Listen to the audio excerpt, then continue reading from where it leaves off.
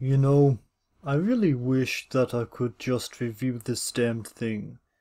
But there's always an argument about whether or not art inspires violence. That's what they said about A Clockwork Orange, that's what they said about Fight Club, and that's what they say about video games. What's that? Who's saying this? Conservatives. Conservatives hate art, and have always hated art. And science. Anyway, can the violence depicted in works such as A Clockwork Orange, Fight Club, or Joker inspire real-life acts of violence? Possibly, but it's not like humans have never committed terrible violence before the creation of art, and, well, there's really no way of knowing what will inspire dangerous psychotics. That's what makes them dangerous psychotics. Did you know that Charles Manson's crimes were inspired by Beatles song? Yeah. Okay, because I really want to start talking about this movie now. I think that when we all first heard about this movie, we were all slightly confused, but interested. An 80s Scorsese-inspired, realistic, character-driven alternate universe origin story for the Joker? That just sounds insane. But also fascinating. With the Marvel Cinematic Universe brand of superhero films being big, fun, excellently made popcorn films that occasionally explore deeper themes, and the DC Extended Universe finally getting their shit together, Joker really captures the audience's intrigue by being so different from most other superhero films, and if it was successful, I would like to see what other filmmakers would do with other hypothetical reimaginings of DC's iconic characters, and given Joker's early reception, I think that it's going to happen. Anyway, Joker is directed by Todd Phillips with a screenplay by Scott Silver and Todd Phillips, and stars Joaquin Phoenix, Robert De Niro, Zazie Beetz, and Francis Conroy, and our story is set in an early 80s Gotham City that is riddled with poverty and inequality, and our main character is Arthur Fleck, a man struggling with mental illness that just gets the shit kicked out of him and then inadvertently inspires something of an anarchist, anti-rich civil unrest among the Gotham City citizens. What you've heard of Joaquin Phoenix's portrayal of Arthur Fleck, the man who becomes the Joker, is completely true.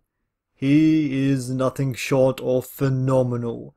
Whenever he's on screen, you believe that he is Arthur Fleck, and you believe his descent into madness.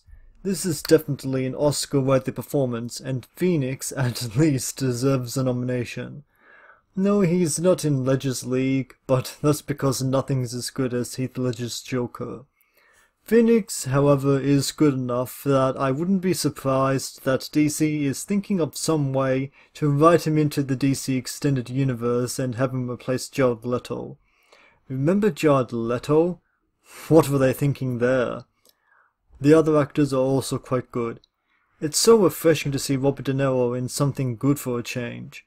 Francis Conroy is believable as Arthur's mother, and Zazie Beetz isn't really given that much to work with, but she's enjoyable nonetheless.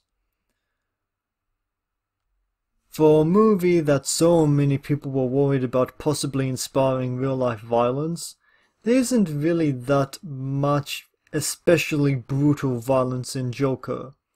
Now, this isn't a criticism.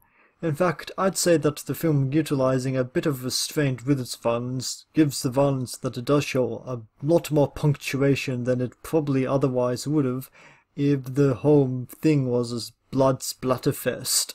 Not to say that this isn't a brutal film. It's dirty, it's gritty, it's dark, it's actually still is rather violent, if not all that gory. It's political. It's cynical.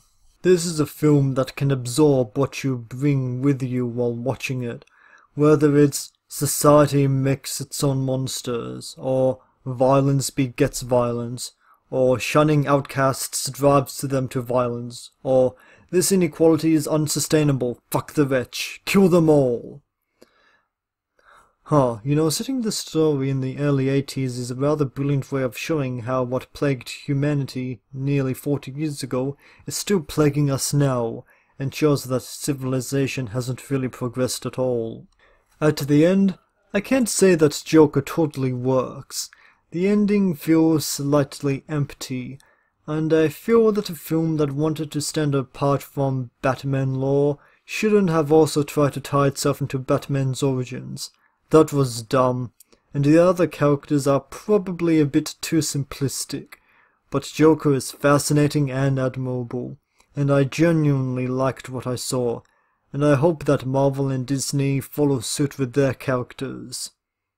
Cyberpunk Iron Man, Lovecraftian Thor, Cold War Black Widow.